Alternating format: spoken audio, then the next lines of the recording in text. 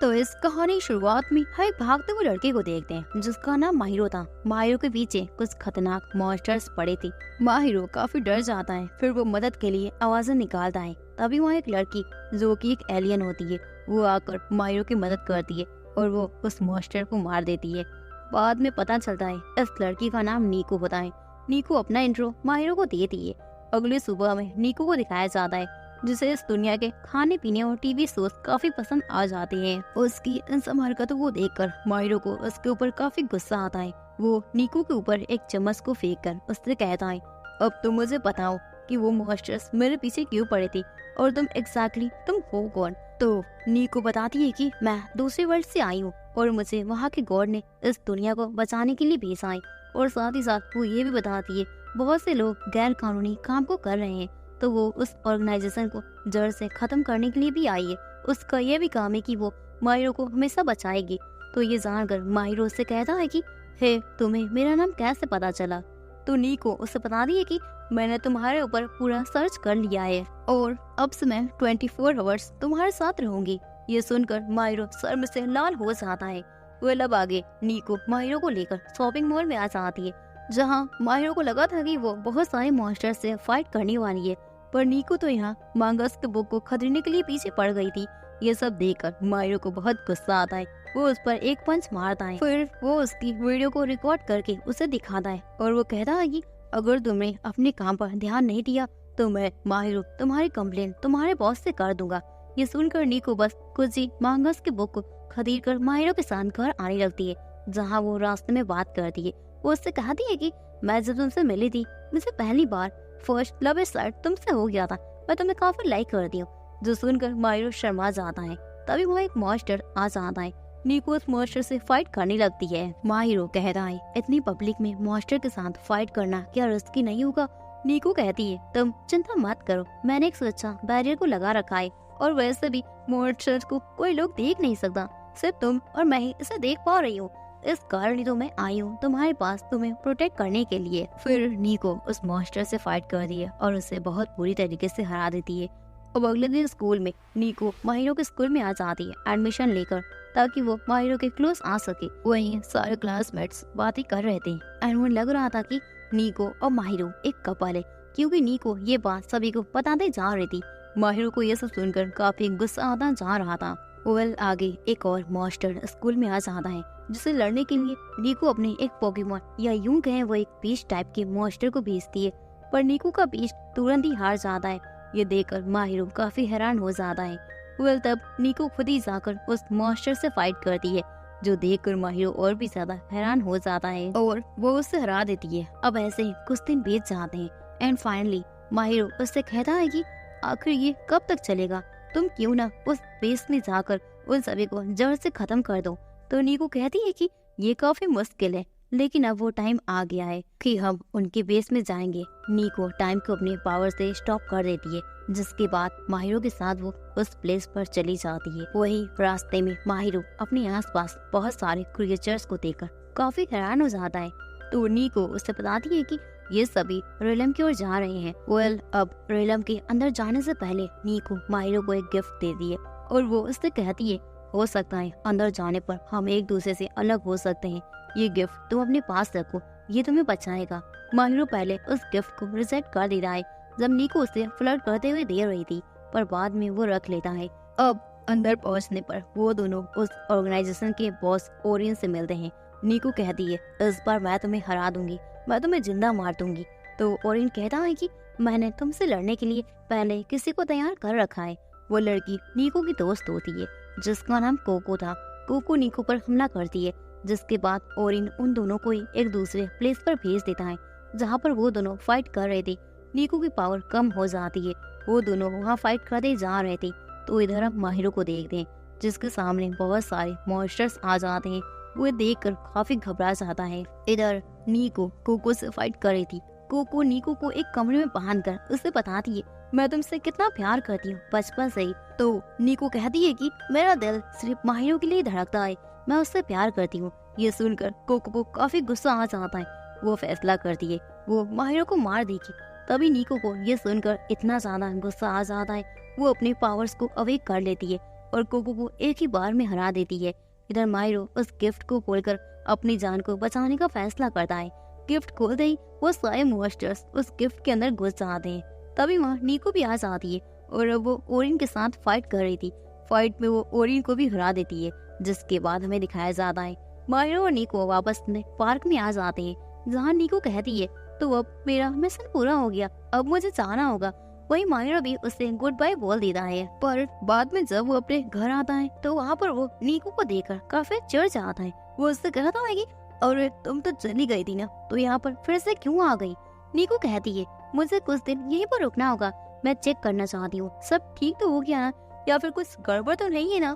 पर अब माहिरो को कुछ और दिन उसे ऐसे ही हैंडल करना होगा। आगे हम एक अननोन बंदे को देखते हैं जो कि कहता है इस अर्थ को मैं बर्बाद कर दूंगा और सारा इल्जाम मैं नीको पर डाल दूंगा। माहिरो नीको के साथ स्कूल जाता है, जहाँ पर एक और स्टूडेंट की एंट्री हो जाती है जो कि कोको होती है, जो अब माहिरो के साथ मिलकर काम करने का फैसला करती है। पर नीको को ये जरा सा भी पसंद नहीं होता, क्योंकि वो माहिरो से चिपक रही थी। पर माहिरो कोको को अपने साथ अपनी टीम में रख लेता है। इधर हम उसी अननोन बंदे को देखते हैं जो कि अब अर्थ पर आ जाता है नीको से बदला लेने के लिए। वहीं इस बंदे का नाम आरडी होता है। पास में हम एक लेडी को देखते हैं जो उसे देखकर उसे चोर समझ लेती है और वो पुलिस को कॉल कर देती है, लेकिन पुलिस को देखकर आरडी वहाँ से भागने लगता है।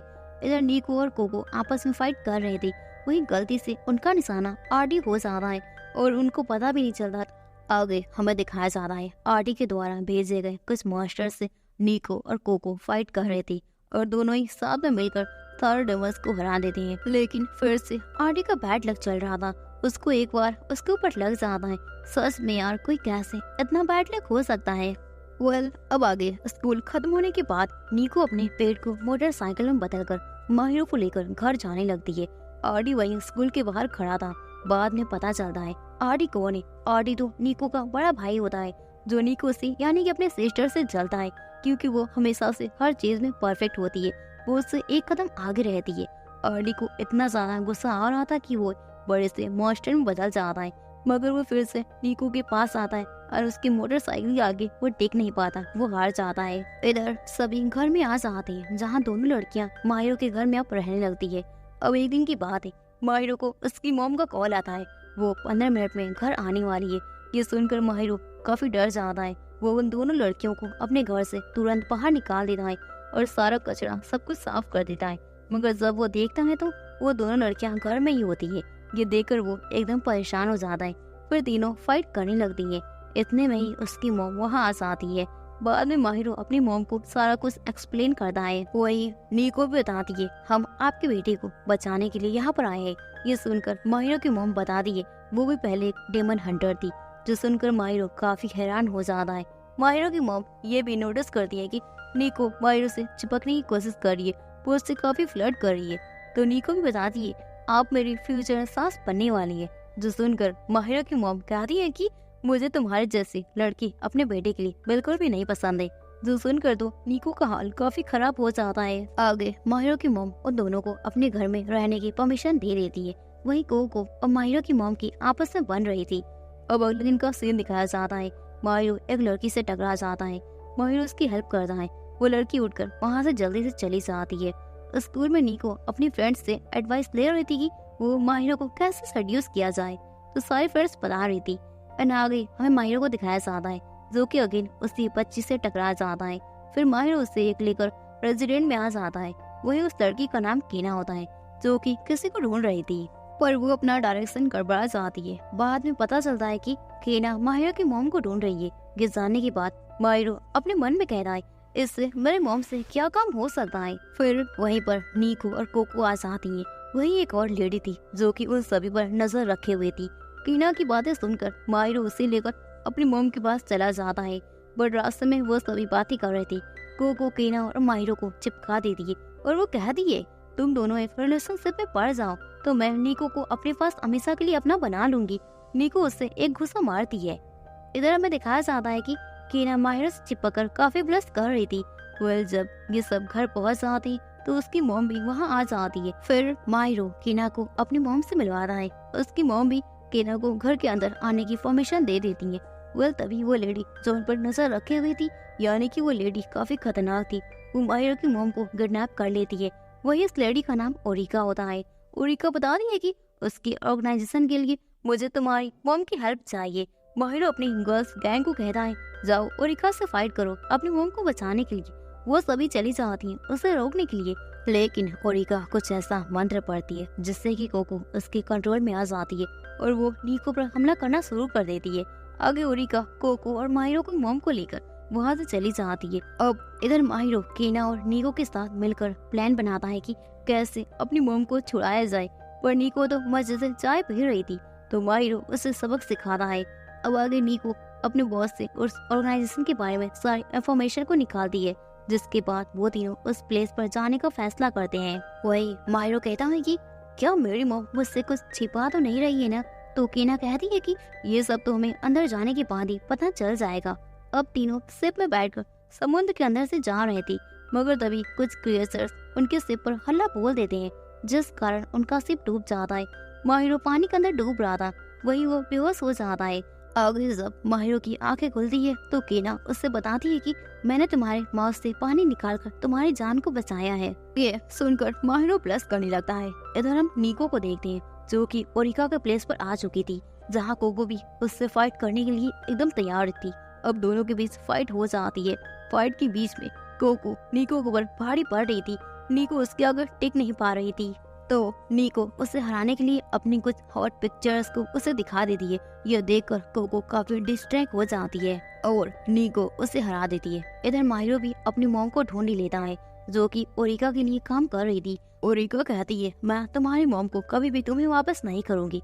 ये सुनकर माहिरो काफी हैरान हो जाता है। वही माहिरो की मॉम कहती है, जो प्रोजेक्टर तुम बनवाना चाहती हो उसके लिए काफी बजट लगेगा, मेरे पास उतना टाइम भी नहीं है कि मैं कैसे तुम्हारे साथ काम कर सकती हूँ। उतने में ओरिका के बॉस का फोन आ जाता है। वो ओरिका से कहते हैं, इस प्रोजेक्टर को यहीं पर क्लोज कर दो। ओरिका इस प्रोजेक्ट पर सालों से मेहनत कर रही थी। अब वो गुस्से में आ जाती है कि इस प्रोजेक्टर को आखिर कोई कैसे बंद कर सकता है। वो गुस्से में उस प्रोजेक्टर को एक्टिवेट करती है, जिससे बहुत सारे मॉन्स्टर्स कंट्रोल में आ रहे थे। तो माहिरो की मॉम सारे मॉन्स्टर्स के कंट्रोल को खत्म कर देती है। ओरिका का सारा सपना खत्म हो जाता है। तो इधर माहिरो भी अपने बाकी सभी मेंबर्स के साथ घर वापस आ जाता है। अगले दिन क्लास में कीना भी एडमिशन लेकर आ जाती है और वो भी अब माहिरो के घर में रहने लगती है। अगली रात नीको माहिरो के रूम में आकर उसे सेड्यूस करने की कोशिश करती जा रही थी। माहिरो तो शर्म से लाल पीला हो जाता है। अगली सुबह माहिरो को देखते हैं जिसने रात भर नीको को बिस्तर में बांध कर रखा था ताकि वो उसे परेशान ना कर सके। मगर नीको ब्रेकफास्ट में सभी को बताती है वो रात भर माहिरो के साथ एक रूम में थी और वो माहिरो की मॉम को ये भी कहती है कि वो प्रेग्नेंट है। ये सुनकर माहिरो की मॉम काफी खुश हो जाती है और उसे अपने बेटे के लिए वाइफ के रूप में स्वीकार कर लेती है। अब नीको सारा दिन बस माहिरो को सेड्यूस करने में लगी थी। वो उसे परेशान करती जा रही थी। माहिरो थक गया था। वो उससे पीछा छुड़ाकर कोको के पास आ जाता है जो कि गेम में परेशान थी।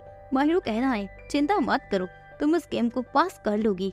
वहीं ओरिका आ जाती है जो बताती है कि मेरे बॉस ने मुझे काम से निकाल दिया और अब मैं खुद का रेजिडेंट खोलने के लिए सोच रही हूँ। लेकिन जब माहिरो खाने को टेस्ट करता है तो उसे कुछ गड़बड़ लगता है। अब आगे हमें दिखाया जाता है नीको उसे बार बार परेशान कर रही थी, तो गुस्से में आकर माहिरो कहता है कि हे, मैं तुमसे प्यार नहीं करता। ये सुनकर नीको वही डिप्रेशन में चली जाती है। फिर माहिरो को उसकी मॉम और उसके सारे दोस्त उसे समझाते हैं और उसे कहते हैं कि तुम्हें इतना रूड नहीं होना चाहिए उसके साथ। तो माहिरो उसे चीयर अप करने के लिए उसके पास जाता है। वो उसे डेट पर ले जाने के लिए पूछता है। नीको भी काफी खुश होकर उसके साथ चली जाती है। पूरा दिन माहिरो नीको को खुश करने में लगा था। नीको उसका हाथ पकड़कर चल रही थी। माहिरो कहता है, मुझे नहीं पता तुम सच में मुझसे प्यार करती हो या नहीं, क्योंकि तुम बस मेरे साथ मजाक बहुत करती हो। नीको कहती है, मैं तुम्हें देखकर नर्वस हो जाती हूँ, इसलिए मैं अजीब वाली हरकतें करने लगती हूँ और मुझे नहीं पता मैंने तुमसे प्यार कब किया और मुझे तुमसे प्यार कैसे हो गया। माहिरो ये सुनकर ब्लश करने लगता है। आगे माहिरो नीको को देख रहा था कि कैसे वो सभी के साथ घुल मिलकर रह रही है। कहीं ना कहीं माहिरो को भी अब उससे प्यार होने लगा था। वो भी उसे लाइक करने लगा था। अब आगे माहिरो एक गेम को देख रहा था। फिर वो जैसे उसे खेलने को जाता है कुछ अजीब होता है। जब माहिरो की आंखें खुलती है तो वो नोटिस करता है कि उसकी मॉम कुछ अजीबोगरीब हरकतें कर रही है और उसकी सारी लड़कियां यानी कि उसके दोस्त भी काफी अजीबोगरीब हरकतें करती जा रही है। माहिरो काफी कंफ्यूज होते हुए स्कूल जा रहा था। तभी वो नीको को टकरा जाता है। जो उसे पहचान भी नहीं पा रही थी। कोको और कीना भी अजीब वाली हरकतें कर रहे थे। वहीं ओरिका माहिरो को बताती है, तुम एक गेम के अंदर घुस गए हो और अब तुम्हें उस गेम को पास करना होगा, तभी सब नॉर्मल होगा। अब माहिरो को तीनों में से किसी एक के साथ प्यार करना होगा, तभी वो इस गेम से बाहर निकल पाएगा। आगे माहिरो तीनों के साथ एक एक करके डेट पर जाता है। सब उसे अजीबोगरीब गिफ्ट दे रहे थे, पर नीको उसे एक अच्छा सा गिफ्ट देती है जो माहिरो को काफी पसंद आता है। वहीं इन तीनों में से कोई एक फाइनल्स में जाएगा और जो जीतेगा वही माहिरो के साथ टिका रहेगा। वेल, लास्ट तक सभी लड़कियां अपना बेस्ट देते हैं, पर नीको ही लास्ट तक टिकी रह पाती है।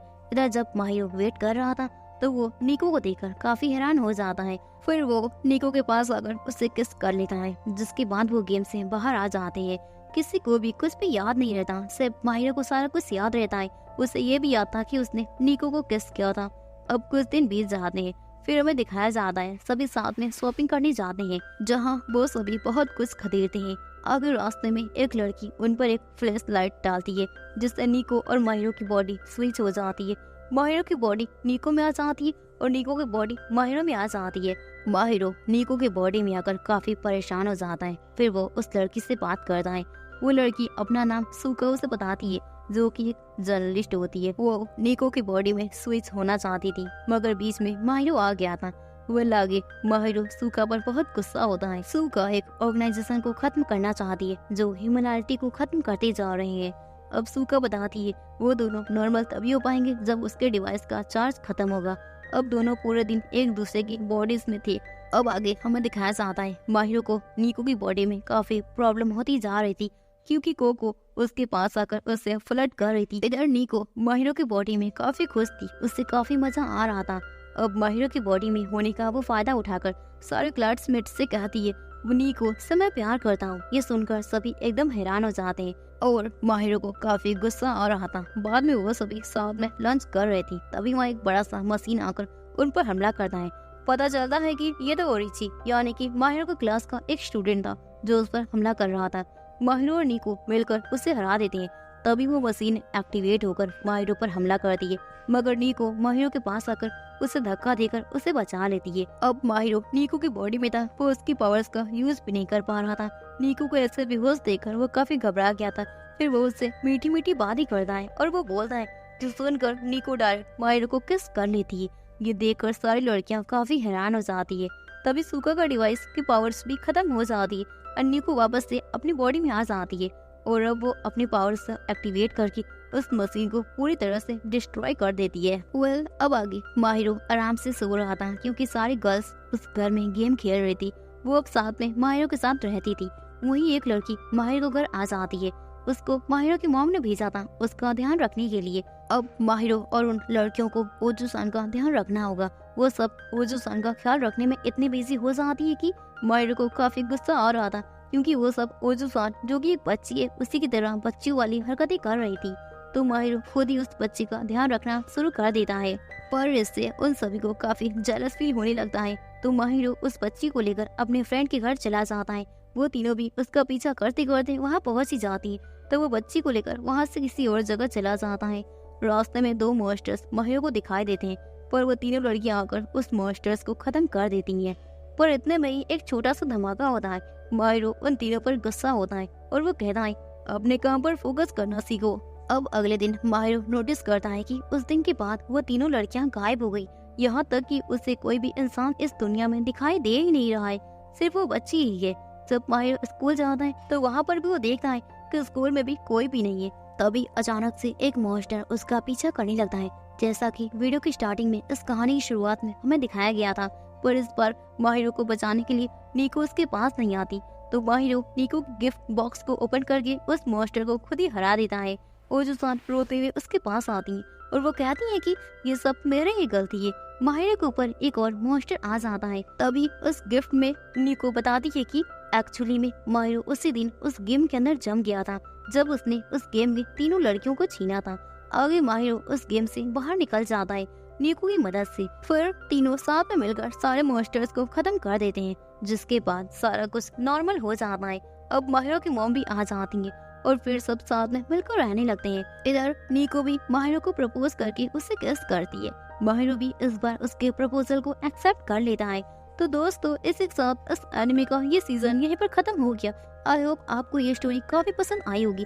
तो फिर मिलते हैं किसी और धमाकेदार एनिमे के रिकैप को लेते हुए। तो तब तक के लिए सायोनारा।